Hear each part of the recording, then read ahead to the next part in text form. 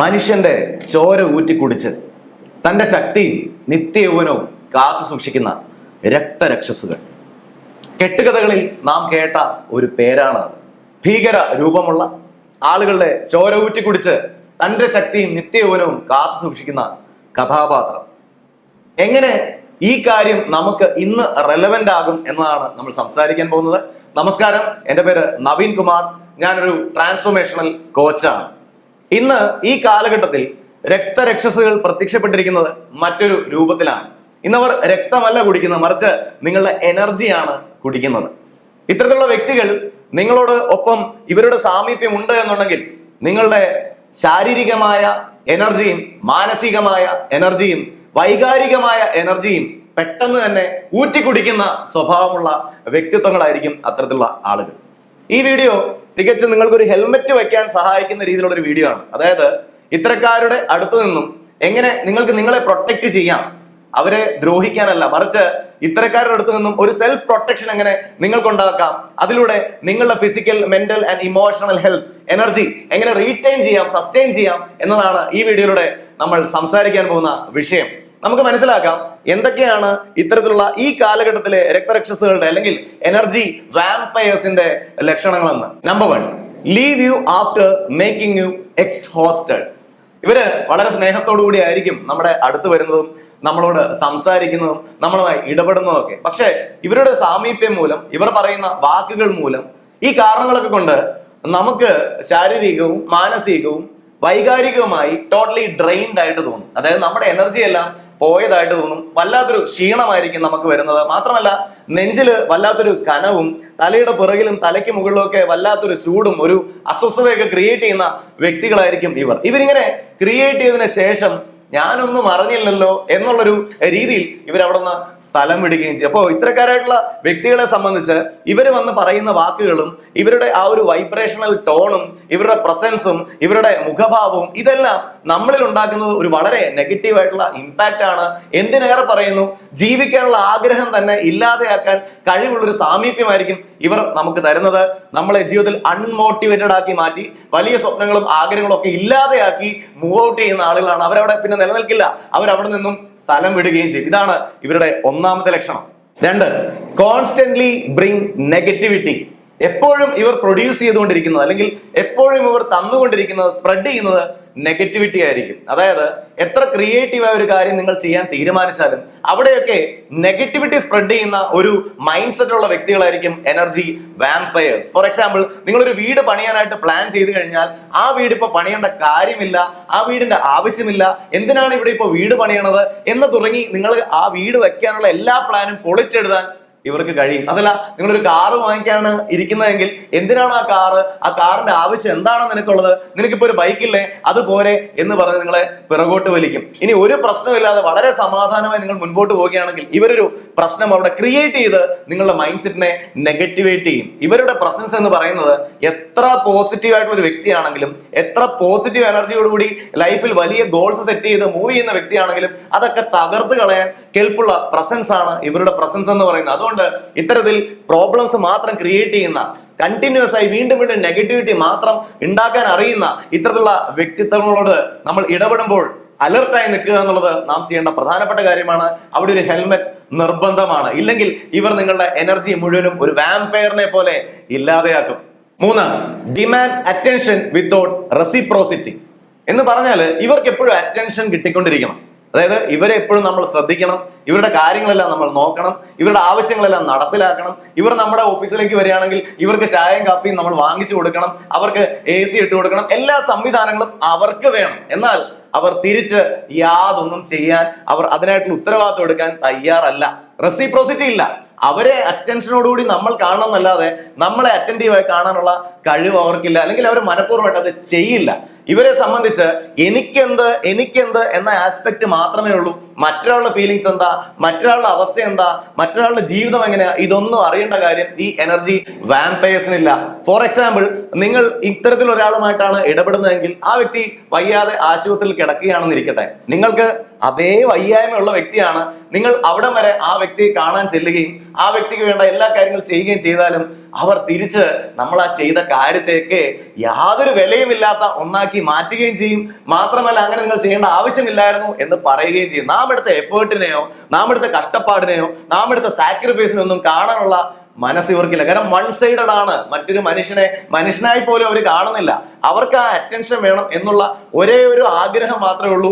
മറ്റൊരാളെ ഒരു human being ആയിട്ട് കാണാനുള്ള കപ്പാസിറ്റി പോലും ഇല്ലാത്ത ആളുകളാണ്. അതുകൊണ്ട് നമ്മൾ ഈ സാക്രിഫൈസ് എടുത്തതും നമ്മൾ കഷ്ടപ്പെട്ടതും നമ്മളെടുത്ത ഹാർഡ്ഷിപ്പ് ഒക്കെ ഇവരുടെ മുന്നിൽ നമുക്ക് തന്നെ എന്തിനാ ചെയ്തതെന്നുള്ള തോന്നൽ ഡെവലപ്പ് ചെയ്യും. അതായത് നമ്മൾ ഇതിനു ശേഷം ഈ കാര്യങ്ങളെല്ലാം ചെയ്തതിന് ശേഷം നമ്മുടെ എനർജി കംപ്ലീറ്റ് ഡ്രെയിൻഡ് ആവും. നമ്മളുടെ ആ ഒരു ഇമോഷണൽ ലെവലുള്ള കംപ്ലീറ്റ് എനർജി ഇവർ ഇല്ലാതെയാക്കാൻ കെൽപ്പുള്ള ആളുകളാണ്. നാം ചെയ്ത പ്രവർത്തികളെ നാം ചെയ്ത പ്രവർത്തനങ്ങളെ കാണാതിരിക്കുന്ന ഒരു കാറ്റഗറിയാണ് ഇവർ. നമുക്ക് ഉള്ള വാല്യൂവിനെ തന്നെ വളരെ അണ്ടർ വാല്യൂ ചെയ്ത് കാണുന്ന വ്യക്തികളാണ്. കാരണം അവർ അവരെ മാത്രമേ കാണുന്നുള്ളൂ. മറ്റൊരാളെ അവർക്ക് ഉപയോഗിക്കാനുള്ള ഒരു മെഷീൻ മാത്രമായി കാണുന്ന ക്യാരക്ടറുള്ള ആളുകളാണ്. അതുകൊണ്ട് തന്നെ ഇവർ ഒബ്വിയസ്ലി നിങ്ങളുടെ എനർജി ഡ്രെയിൻ ചെയ്തുകൊണ്ടിരിക്കും. Be alert. നിങ്ങൾ അലേർട്ട് അല്ലെങ്കിൽ നിങ്ങളുടെ എനർജി ഫുള്ളായി ഡ്രെയിൻ ചെയ്യാൻ ഇവർക്ക് സാധ്യമാണ്. 4. Use guilt or manipulation as a tool.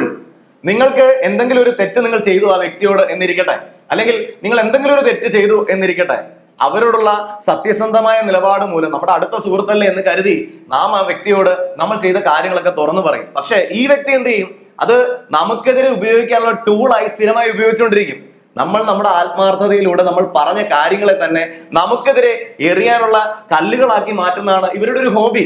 വളരെ സമാധാനപരമായി വളരെ ശക്തമായി ചില ലക്ഷ്യങ്ങൾക്കായി നിങ്ങൾ ഇറങ്ങിത്തിരിക്കുമ്പോൾ ഈ വ്യക്തികൾ അനാവശ്യമായി ആ റിഗ്രറ്റിനെ വീണ്ടും വീണ്ടും എടുത്ത് നിങ്ങളുടെ മുന്നിൽ കൊണ്ടുവരും. മാത്രമല്ല അനാവശ്യമായ കാര്യങ്ങൾ പറഞ്ഞ് നിങ്ങളെ ഇറിറ്റേറ്റ് ചെയ്ത് ഗത്യന്തരമില്ലാതെ നിങ്ങൾ ചൂടാവുകയും ചെയ്യുമ്പോൾ ആ ചൂടായതിനായിരിക്കും അവർ പ്രാധാന്യം കൊടുക്കുന്നത്, അല്ലെങ്കിൽ നിങ്ങളുടെ ആ ബിഹേവിയറിനെ ആയിരിക്കും അവർ ഹൈലൈറ്റ് ചെയ്ത് കാണിക്കുന്നത്. അതല്ലാതെ ട്രിഗർ ചെയ്തത് അവരാണ് എന്ന സത്യത്തെ അവരങ്ങ് മറച്ചു വയ്ക്കും.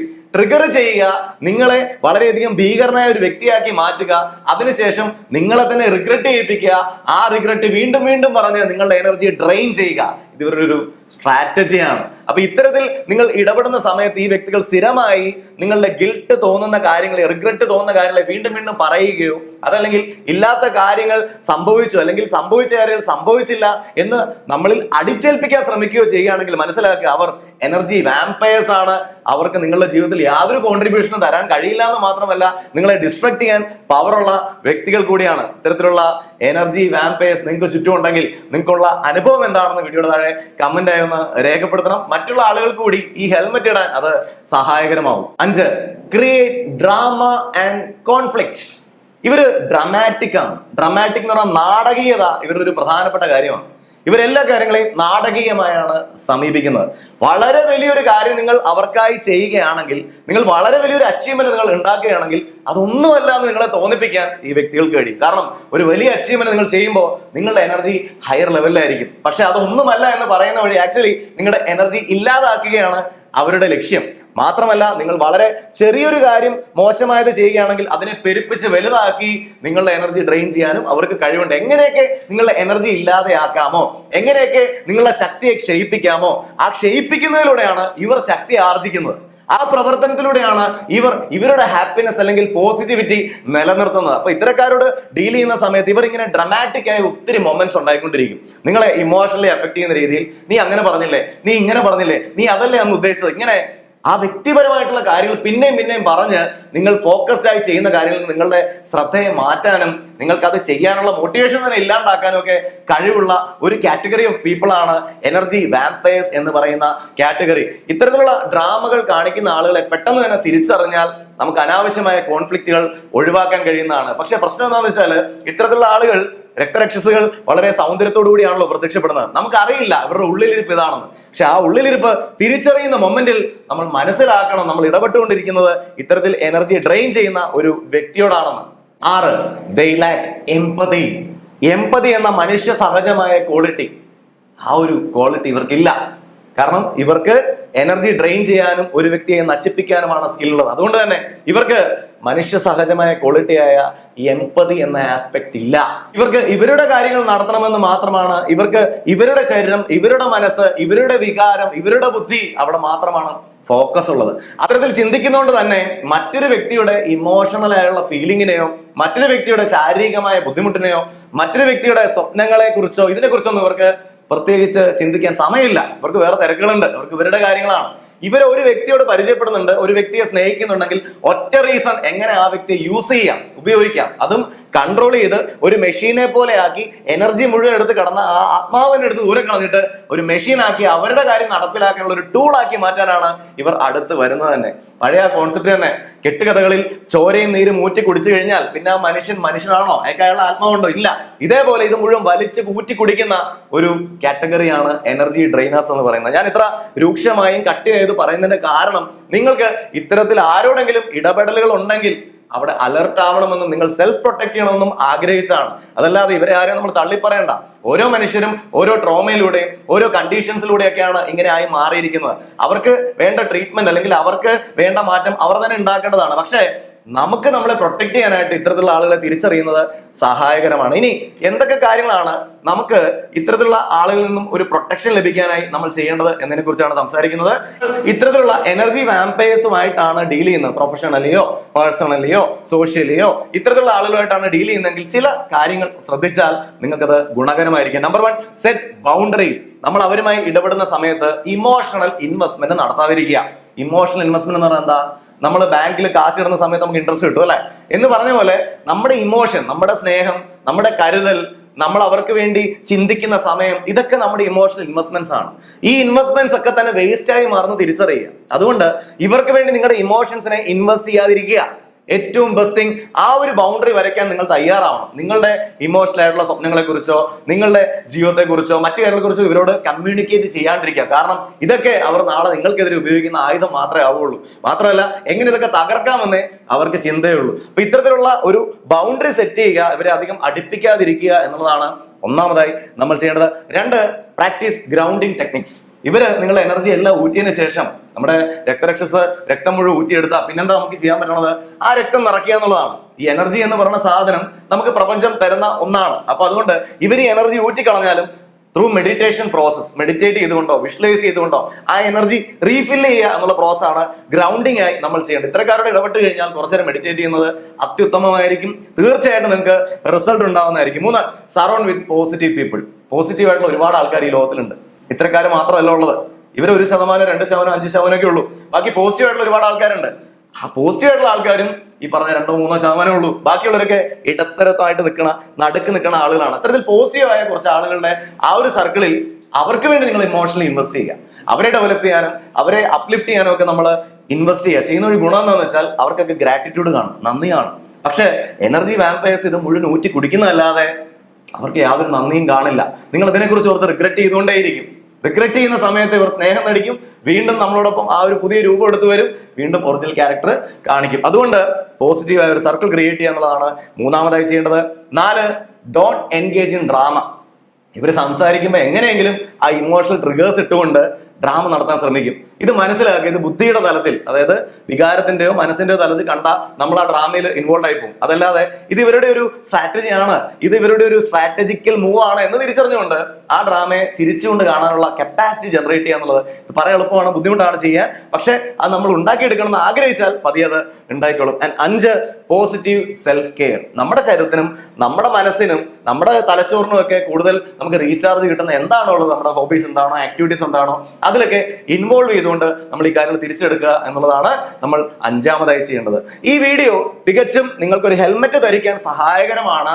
ജീവിതത്തിൽ ഇത്തരത്തിലുള്ള എനർജി വാമ്പയേഴ്സിനെ നമ്മുടെ ജീവിതത്തിൽ കണ്ടുകൊണ്ടേയിരിക്കും. അത് ചിലപ്പോൾ നമ്മൾ ഏറ്റവും ഫേവറേറ്റ് ആയ വ്യക്തിയായെന്നിരിക്കാം, അതല്ല ഒരു സ്ട്രേഞ്ചർ ആണെന്നിരിക്കാം. ആരാണെങ്കിലും നമ്മൾ ഇവരോട് ഡീൽ ചെയ്യുമ്പോൾ അവരെ തിരിച്ചറിയാനും അത്തരത്തില് അവര് നമ്മളെ ഉപദ്രവിക്കാത്ത രീതിയിൽ നമ്മുടെ എനർജിയെ ഡ്രെയിൻ ചെയ്ത് എടുക്കാത്ത രീതിയിൽ അവിടെ നിൽക്കാനും നമുക്ക് കഴിയണം. കാരണം ഈ ജീവിതം എന്ന് പറയുന്നത് നമ്മുടെ ജീവിതമാണ്. കൂടിയല്ല ജനിക്കുന്ന നേരത്തും കൂടിയെല്ലാം മരിക്കുന്ന നേരത്തും ഒറ്റയ്ക്ക് വന്ന് ഒറ്റയ്ക്ക് പോകേണ്ട ആൾക്കാരാണ് നമ്മൾ. നമ്മുടെ എനർജി അനാവശ്യമായി ഡ്രെയിൻ ചെയ്യാൻ ആരെയും അനുവദിക്കാതിരിക്കുക. അങ്ങനെ നിങ്ങൾ ആഗ്രഹിക്കുന്ന സ്വപ്നങ്ങളും നിങ്ങൾ ആഗ്രഹിക്കുന്ന ലക്ഷ്യങ്ങളും ഒക്കെ നിറവേറ്റാൻ നിങ്ങൾക്ക് ശക്തമായി മുൻപോട്ട് പോകാൻ കഴിയട്ടെ എന്നും ഹൃദയത്തിന്റെ ഭാഷയിൽ ആശംസിക്കുന്നു. ഇതേപോലുള്ള വീഡിയോസ് കാണുന്നത് ഇഷ്ടമാണെങ്കിൽ വീഡിയോയുടെ താഴെയുള്ള സബ്സ്ക്രൈബ് ബട്ടൺ ക്ലിക്ക് ചെയ്യുക, തുടർന്നുള്ള ബെല്ലൈക്കൺ ക്ലിക്ക് ചെയ്യുക, ഓൾ ഓപ്ഷൻ കൂടി എനേബിൾ ചെയ്യുക. നിങ്ങളുടെ വിലയേറിയ നിർദ്ദേശങ്ങൾ കമന്റ് രൂപേണ താഴെ ഒന്ന് കമന്റ് ചെയ്യണമെന്ന് റിക്വസ്റ്റ് ചെയ്യുന്നു. നമ്മുടെ mobile application Naveen inspires play സ്റ്റോറിൽ അവൈലബിൾ ആണ്. താല്പര്യമുള്ള ആളുകൾക്ക് ഡൗൺലോഡ് ചെയ്യാവുന്നതാണ്. Thank you very much for watching this video. Wishing you all the very best.